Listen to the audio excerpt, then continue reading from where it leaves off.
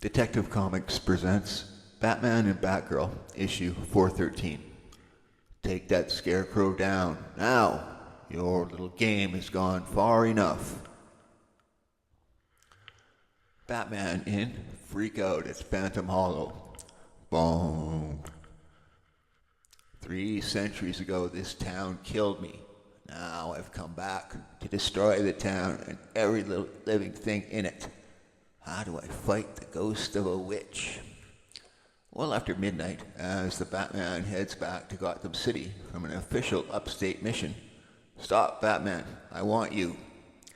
Captain Bill Wilcox. It's been years since you retired from Gotham's finest, moved up here and became Constable of Phantom Hollow. It took plenty out of me getting Commissioner Gordon to give me your return route. I need your help, Batman. All of Phantom Hollow needs your help. This is Phantom Hollow, a quiet haven where time seems to have stood still since the infamous hanging of its local witch almost 300 years ago, where on nights of the full moon, even enlightened townsfolk imagine they see the phantom that gave the town its name, Old Nell, who put a curse of silence on the church steeple bell and vowed it would only toll again to sound the town's death knell. A doom that 3 of its youthful inhabitants have unwittingly triggered off. 4 on the morning before the Batman entered the case. They got it coming to them. If they want to be hairy freaks, why mess up here? This town is straight, and that's the way we like it. Shh, here they come.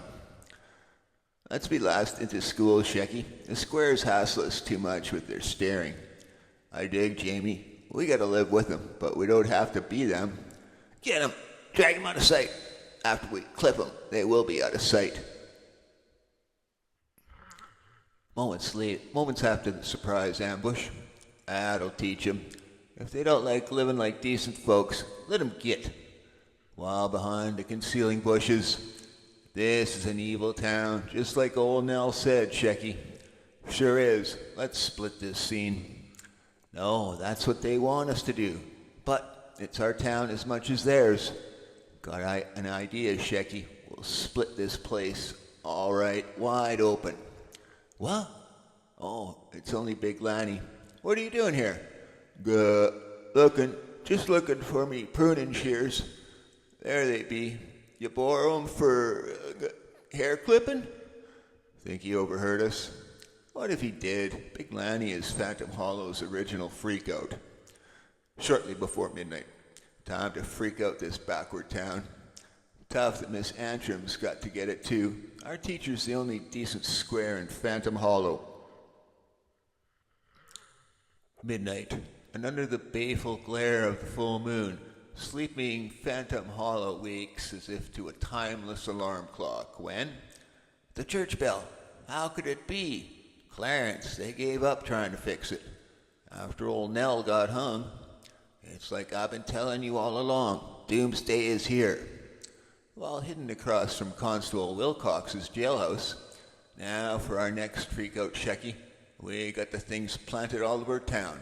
And we keep setting them off till they blow their minds. Right on. What real damage can cherry bombs do? But as the prank switch is thrown, hey, that wasn't supposed to happen. Let's cut out. We got a safe hiding place nobody will find. Sometime later, as the Batman and Constable Wilcox survey the massive destruction, we don't have any of those weathermen crazies in this town, Batman. But I have a hunch who... Don't blame it on those hippie kids, Constable. I've been telling you and everyone for years not to take a witch's curse lightly. You may be the town postmaster, Barney, but you ain't steamed open any mail to old Nell lately, so you don't rightly know. He sure doesn't, and neither do you, Constable. But I do know Shecky and Jamie. I teach them, and they'd never... Oh, wouldn't they, Claire Antrim? Those 2 eyesores have messed up more than one sale for me, just being here. You would say that, Mr. Congreve. All you know is real estate values, not human values. Two more possible suspects: Barney, the superstitious mailman, town gossip, and yearning for a place in the sun; and Congreve, a greedy old buzzard who'd benefit from publicity that would put Phantom Hollow on the map. So that's the tower where the phantom bell ringer pealed at midnight. I'm going to see it up close. Constable alone. And so, at the base of the steeple, the ghost hunter seeks a worldly answer to an unearthly phenomenon. Bare footprints in the centuries-old dust, kid size. Sure makes it look bad for Jamie and Shecky. Then, exerting all the power in his massive frame, can't budge the bell. It's probably rusted in place. Then, climbing up to the old bell loft, the rust, the cobwebs, all prove no human or ghostly hand ever swung this bell tonight. A glinting shaft of moonlight in the Batman's ready eye spots a new clue. Didn't notice this before. A thin wire leading up to a loudspeaker. So that's the bell that pealed at midnight, probably connected to a tape recorder hidden somewhere below. A deduction not likely to be followed up, as suddenly, frantically grasping at the bell rope to break his fall, it is jerked up out of his reach. But, bare inches from extinction, with a shock that knocks his breath out, the Batman's precipitous drop is abruptly halted. Nearby, as the Caped Crusader hangs helplessly, stunned. Whoever is behind this horrible hoax, it's not Jamie and Shecky. I'd stake my life on it. Must find them, talk with them. But Claire Antrim's search is cut short as a blurred figure flees from the church, and once more an eerie silence reigns over the accursed terrain. Meanwhile, regaining his senses, the mysteriously suspended Batman reaches upward. My ounce of precaution paid off. I'd have been a fool to go up into that bell loft unprepared. So I tied my bat rope to one ankle before going aloft and hooked it to the railing post when I got there to serve as an emergency line.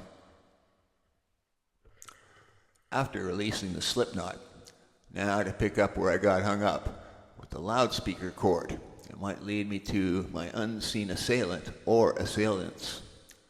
But the telltale trail is unexpectedly interrupted when I stub my toe on something soft, yielding. The schoolmarm, Claire Antrim. It's you, the Batman. For a moment I feared that it was those two students you've been defending. You're like the other know-nothings in this town. Somehow I'd hoped you'd be different. Sorry I've failed your high expectations, Miss Antrim, but I was almost killed just now by two helping hands that tripped me over a railing in the bell loft, both of which could have belonged to one very strong man. Or, just as valid, Shecky and Jamie acting together, one hand apiece. This speaker cord may lead us to the guilty party. Better come along. I don't want you getting hurt again. Didn't think we'd have far to come. Leads down into some sort of cave. This old hill is honeycombed with them, but I don't think you're going to find who you expect down there. All I expect to find is a tape recorder with playback bell sounds. As for who rigged it, we'll find out later. But down here, I'm not risking your neck, so say stop topside. Once again, the centuries-old silence is shattered. Boom. Oh, no. On second thought, maybe I will catch the guilty party red-handed down here. Boom. Found that tape recorder, but it shut off. But that ringing bell, how? Then, breaking out from the surrounding blackness, it's him. Let's get out of here. Keep going, Shecky, no matter what. Claire, grab him, one of my suspects. It's Shecky. How awful. Oh, what have they done to your hair? There's nothing to be afraid of, Shecky. One thing is obviously clear, Batman. These boys aren't guilty of ringing that bell just now. Maybe not now, but listen, the bell, it stopped ringing, which leaves me only seconds to nab this bell ringer. I'll have to leave I'll have to leave those two in your charge. Just missed him. The bell rope's still swinging where he... Good Lord, how could he or anyone free that frozen bell mechanism? I couldn't ring it, but he did. Cracked loose of the rust of centuries with a strength greater than mine. But was it rust that originally silenced it? Could it actually have been the curse of a wrongfully accused woman? As if in answer to his dilemma, a big blast in town. Is Phantom Hollow about to be destroyed? Moments later, okay fellows, let's level. Someone's stirring up that witch's brew down there, and it sure is an old Nell.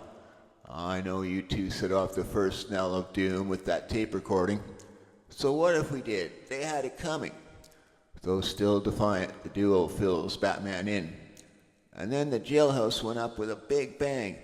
But we were only freaking out Constable Wilcox with cherry bombs. They shouldn't have caused... True, that destruction wasn't caused by firecrackers. Someone else added to it. Someone who learned of your mind-blowing scheme and got into the act, figuring to settle his own grudge, using you two as fall guys, which is just what we're going to let them do. With you boys still at large, he'll feel free to make another move, which I am to make his last. Keep them hidden in the cave, Miss Antrim, till I get back. As the Cape Crusader races back to town, do as he says, boys. Somehow I have a feeling that the Batman is now on our side. Maybe your side, Miss Antrim, but I figure the Batman is out to bust us. Abruptly, two hairy arms shoot out, sealing the entrance with a boulder. Oh! So, the Batman thinks my next move will be my last. Big Lanny? Right, Big Lanny. Town handyman and idiot. I bided my time till you gave me the opening I needed, and now I'm sealing you all up forever. And then completing old Nell's curse, the destruction of this town. And that goes for the Batman if he gets in my way. You never explored this hillside like I did, and you never will once I drop this slab across this inner entrance. But I just did some fast exploring, Big Lanny. What? The Batman. How'd you find it? Claire gave me the clue when she said this hill was honeycombed with caves, and it figured the real culprit knew this countryside inside out and was watching every move we made. So I suckered you into this move by leaving. Now, drop that slab. You bet I will. This way. Ugh, didn't even rock 'em. Solid like this hillside. So you used the kids to lure me into a trap, huh? Well, the trap springs on the hunter, Batman. He is more powerful than I. Suddenly, two determined fellows launch a two-pronged attack. We gotta tip the odds, Shecky, in the Batman's favor. One leg apiece will do it, Jamie. Thanks, fellows. You gave me just the edge I needed. Later, the real threat to the village eliminated with Big Lanny in custody. His cave pad, which I found by tracing the detonator cables which led to dynamite he planted around town. Big Lanny, town idiot, a put on for probably the best red man in Phantom Hollow, and the most vengeful. His intensive research into ancient records uncovered the fact that he was a direct descendant of Nell Cabot, the unfortunate victim of yesterday's ignorance and superstition. As are Jamie and Shecky, victims of today's ignorance and superstition. The end. This is Batgirl, up to her lovely tresses in trouble as she finds her head caught in the jaws of a vice. Squeeze play. A discarded wig stand, its dummy head cracked like an eggshell, is the offbeat clue that saves Babs Batgirl Gordon's life when, driving home from the workshop of wig makers Vasily and Wanda, she recalls, "Wear your wig through the night," they said, "for a perfect fit." Perfect fit for what? That crushed wig stand I spotted? it too must have worn a wig, which means, oh, our impulsive action comes not a moment too soon. Suddenly, the headpiece constricts, twitches like a live thing, turns into a perfect fit for murder. Just like that unsolved case of the socialite divorcee last week, found with her head cracked like an eggshell. Minutes later, as Batgirl, she confronts the diabolical head splitters and becomes victim of the same death wig. Vasley, the constrictor control, turn it on.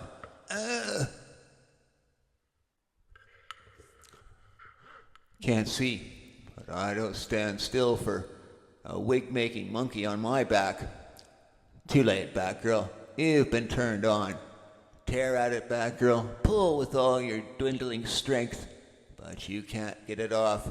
My crowning glory squeezes and squeezes, its steely mesh foundation cap shrinking, activated by radio control waves, as I turn the control of this constriction grid to full power. Your head will crack like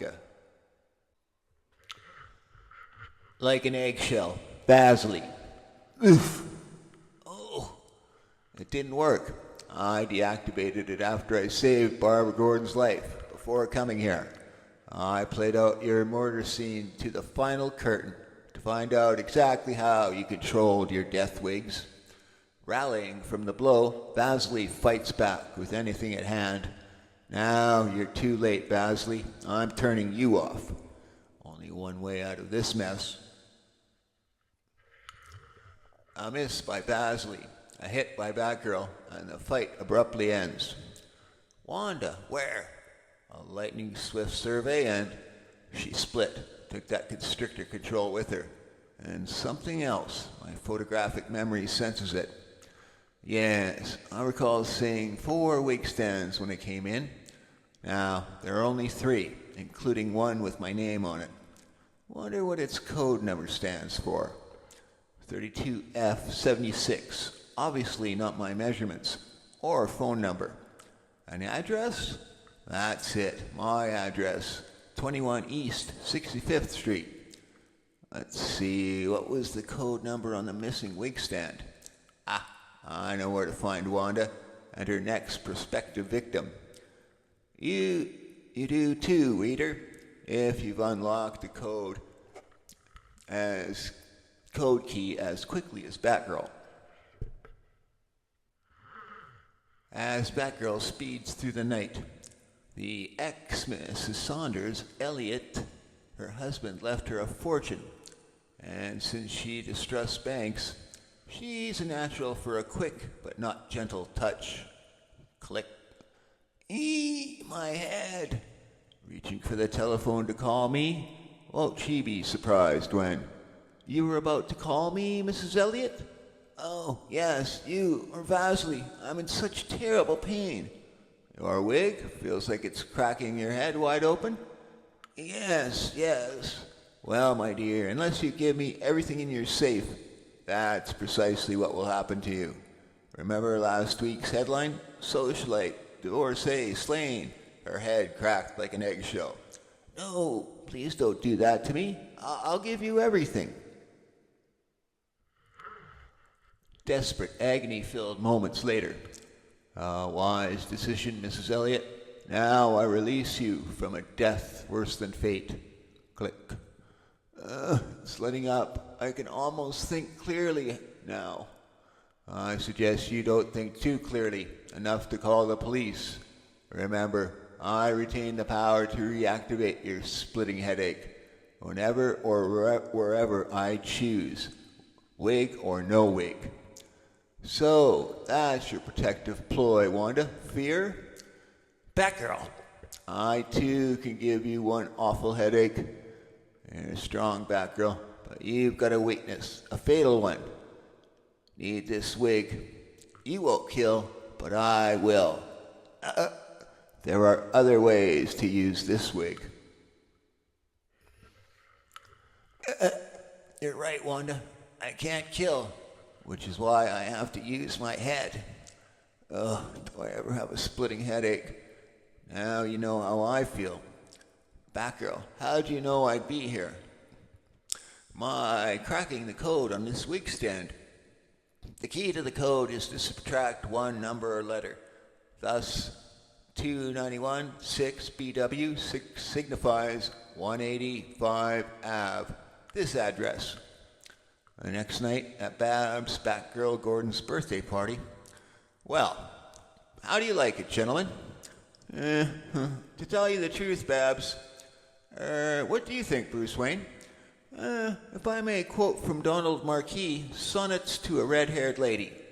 Comet, shake out your locks and let them flare across the startled heaven of my soul. Pluck out the hairpins, Babs, and let her roll. Don't be so stingy with your blooming hair. I get the message, and I thought gentlemen prefer blondes. The end.